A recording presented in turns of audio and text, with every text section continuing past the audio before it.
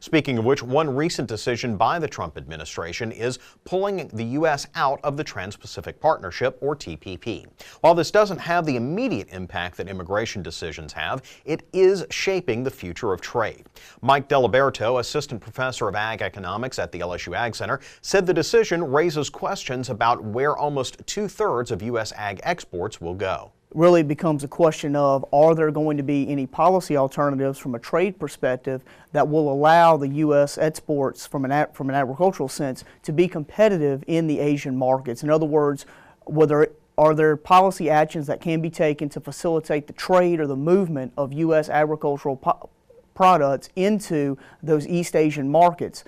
East Asia and North America represent about 62% of total U.S. ag exports. The TPP deal not going through will not have an immediate negative impact on other commodities because deals in place like NAFTA and other trade deals remain in place. However, Deliberto said expanding markets in other countries is critical to Louisiana and the U.S. as a whole, as half of what we produce leaves our shores. I think it's interesting to, useful to point out that cotton, fruit and nut production, soybeans, rice, and wheat, almost 50% of the U.S. production for those crops and commodities goes to the export market. So again, anytime you can find a boost in new and emerging markets to put your product into, it's always beneficial for agricultural products to have those markets overseas. President Donald Trump withdrew from the TPP on January 23rd, meaning it cannot be ratified by other member nations. And Avery, one of the things with this TPP deal is that